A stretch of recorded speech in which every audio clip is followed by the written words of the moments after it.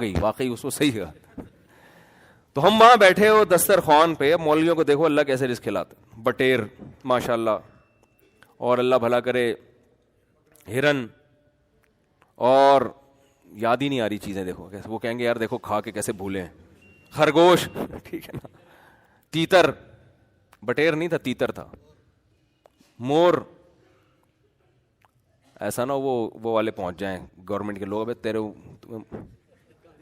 وہ سارا کام ان کا لیگل ہوتا ہے, لیگل کوئی کام نہیں کرتے, لائسنس ہے ان لوگوں کے پاس. تو ایسی چیزوں کے گوشت جو کبھی خواب میں دیکھے بھی نہیں, کھا نہیں سکتا انسان, ایک چیز کھائے گا بھائی. تو پھر کہہ رہے ہیں حضرت یہ بھی تھوڑا, میں نے کہا یار انسان ہے, ہم خود ہرن تھوڑی ہیں پورا جنگل کھا جائیں. تو عرض یہ کرنا ہے کہ آپ علماء کے نا فیوچر کو دیکھ کے لوگ بہت متاثر ہوتے ہیں. تو ایسا نہیں ہے, ان کی بڑی, میں اپنے بارے میں نہیں کہہ رہا, لیکن علماء کی مدرسوں میں بڑی قربانیاں ہوتی ہیں, خاص طور پہ شہری لوگوں کی. ہم نے جو کالج میں ماحول گزارا نا, جب ہم مدرسے آئے ہیں تو ایسا لگتا تھا کہ جیل کی کوٹری. اس لیے نہیں کہ کوئی ظلم ہو رہا تھا وہاں پہ خدا نہ خواستہ, اس لیے کہ پڑھائی تھی وہاں, وہ لائف کو انجوائے کرنے کی اجازت نہیں تھی کہ پہلے کالج پہنچتے پہنچتے راستے میں کوئی خربوزے والا کوئی تربوز والا نہیں چھوڑتے تھے. ہم سب کچھ کھاتے پیتے, پھر آخر میں گنے کے رس پینے کے بعد 2 گھنٹہ لیٹ پہنچے کالج میں. پھر وہاں جناب ہو رہا ہے, پھر جس دن موڈ ہوا کہ یار آج مزہ نہیں آ رہا کلاس میں, نکلو یار, تو نکل گئے جوڑیا بازار تک, قریب میں ایس ایم سائنس کالج کے جوڑیا بازار نکل لیے. سارے ہی ایسے کر رہے ہوتے ہیں, کوئی ہم اکیلے نہیں ہیں. جس دن موڈ اچھا ہے پڑھ لیا بیٹھ کے, موڈ اچھا نہیں ہے تو پھر میں تو کم از کم نقل نہیں کرتا تھا, ورنہ ہمارے جتنے ماشاءاللہ اسٹوڈنٹ تھے طبیعت سے پھرے لے کے جاتے تھے ایگزامینیشن ہال میں, ان کو پڑھنے کی ضرورت ہی نہیں ہے. ایک لڑکا کل مجھے ملا, فیل ہو گیا. میں نے کہا فیل ہونے کا آپ کے پاس آپشن ہی نہیں تھا, آپ نے انٹر کیا, آپ تو پھرے لے کر, پوری کلاس پھرے لے کر جا رہی ہے. کہہ رہے یار میری پینٹ میں کوئی جگہ ایسی نہیں تھی جہاں میں نے, پھرے سمجھتے ہیں نا, رکھے ہوں گے آپ لوگوں نے بھی, کہہ رہے کوئی پینٹ میں جگہ ایسی نہیں, کوئی قمیض ایسی نہیں, کوئی کرتا. کراچی کی ماشاءاللہ حکومتی سطح پہ یہ کام ہو رہا ہے الحمدللہ. ایگزامینیشن ہال میں کراچی میں جو طالب علم کتاب لے کے پڑھ رہا ہے, دنیا میں اس سے بڑا بے وقوف کوئی پیدا ہی نہیں ہوا آج تک. بس دیکھ کے کتاب سمجھ میں آنی چاہیے.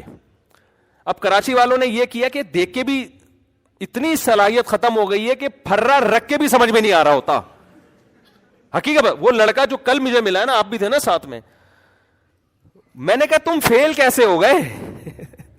کہہ رہے کتابیں لے کے بھی گیا میں امتحان گاہ میں, پھرے بھی تھے, سب کچھ تھا. ٹیچر نے باہر نکل کے بیٹھ گیا, ٹیچر نے کہا بھائی شور نہیں مچانا, جس نے جو کرنا ہے کر لے, یہاں بیٹھ کے نا پیپر حل کرے, شور نہیں, آواز نہیں آنی چاہیے. اتنے الحمدللہ ابھی آداب ہیں کہ شور نہیں ہونا چاہیے, چپ کر کے نقل بھی کرنی ہے, چپ, شور نہیں آئے.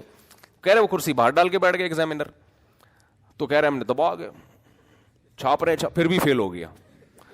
اتنا بھی نہیں پتا کہ یہ سوال آپ سے محمد بن قاسم کے بارے میں پوچھا ہے کہ وہ سندھ میں کم داخل ہوئے, پھرے میں لکھا ہے محمد بن قاسم صبح چائے پیتے تھے. یعنی اتنی صلاحیت بھی نہیں ہے کہ یار جو سوال پوچھا جا رہا ہے یہ پھرا اسی کا ہے یا کسی اور چیز کا ہے. بس جو نکالا شاید یہی اس کا جواب, وہی چھاپ کے آ گئے. یہ کام تو ملحد نے نہیں کیا یار. تو یہ ہے اٹ از کالڈ کراچی. یہاں سے سائنسدان پیدا ہوں گے عظیم. بس ختم کر رہا ہوں میں. یہاں سے کون پیدا ہوگا؟ یہ مولویوں کا قصور نہیں ہے. آج ہر ملبہ مولویوں پہ گرایا جا رہا ہے. مذہب ہے جو سائنسی ترقی میں رکاوٹ بن رہا ہے. میں مذہبی گھرانے کا تھا الحمدللہ, اس لیے میں نقل نہیں کرتا تھا.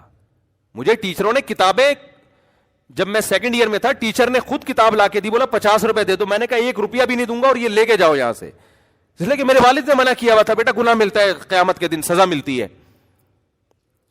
اور اگر میں نقل کرتا تو مذہب کو چھوڑ کے کرتا میں.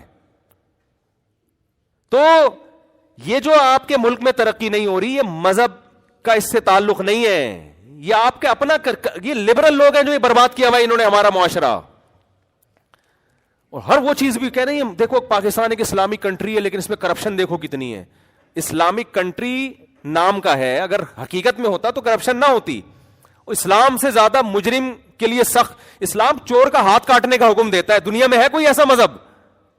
اتنی چوری کرنے سے اللہ کا مال چوری کیا مخلوق کا, اللہ کو اپنے بندوں کا, ہیومن رائٹس کا اتنا خیال ہے. دیکھو نماز قضا کر دو, ہاتھ کاٹنے کا حکم نہیں ہے.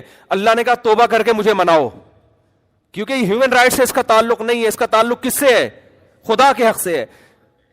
اللہ نے کہا مجھے مناؤ, توبہ کرو, بہت بڑا جرم کیا, آخرت میں سزا ملے گی, دنیا میں نہیں, توبہ کرو میرے سامنے. حج آپ نے نہیں کیا, فرض ہے, کوئی سزا ہے اسلام میں؟ کتنا بڑا حکم ہے نا اللہ کا. اللہ نے دھمکیاں دی ہیں, میں اس سے بے پرواہ ہوں, آخرت میں سزا ملے گی, دنیا میں نہیں. چوری کر دی, کسی کے پیسے چرا لیے, اللہ کو اتنا غصہ آئے کہ اس کا ہاتھ کاٹ دو.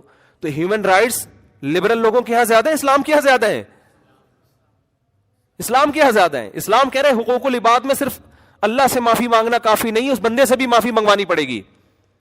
یہ ہمیں ہیومن رائٹس کا بتائیں گے جو تبھی دیکھو یہ کیا حال ہوا ہے ہمارے ملک کا.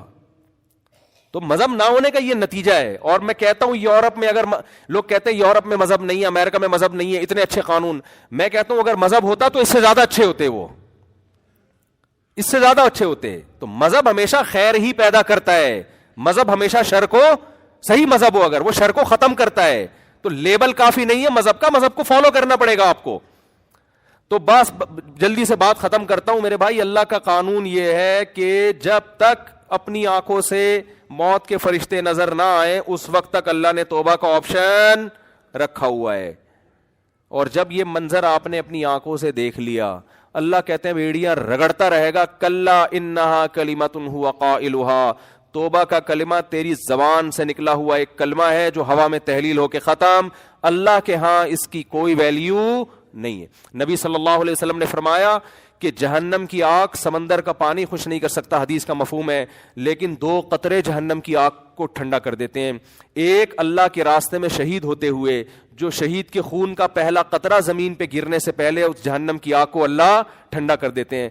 ایک اللہ کے خوف سے رویا ہوا آنسو, کیا زبردست مثال ہے. اتنا سا آنسو ہے, لیکن اللہ جب تک زندہ ہیں آپ, اس آنسو کی اللہ کی نظر میں ایسی ویلیو ہے کہ یہ جہنم کی بھڑکتی ہوئی آگ کو ٹھنڈا کرنے کے لیے کافی ہے. تو بھائی خوش قسمت وہ ہے جو موت سے پہلے پہلے توبہ کر. اب آپ یہ نہ سوچیں کہ یار ٹھیک ہے آخری پھندے تک لٹکنے تک, آخری منٹ میں بھی توبہ قبول ہوتی ہے تو ڈیلے کر لو. تو یہ دو گڑبڑے کا اندیشہ اس میں. نمبر 1, آپ کو کیا پتا کہ آپ کس وقت مریں گے, آپ کا آخری منٹ کب آئے گا؟ سمجھتے ہو؟ پھانسی کے مجرم کو تو پتا ہوتا ہے لٹکنے والا ہوں, ہر موت مرنے والے کو یہ پتا نہیں ہوتا. دوسری بات یہ کہ مشاہدے پر مبنی یہ حقیقت ہے, جو موت کی وجہ سے توبہ کو ڈیلے کرتا ہے, ایسے لوگوں میں اکثر توبہ نہیں کرتے.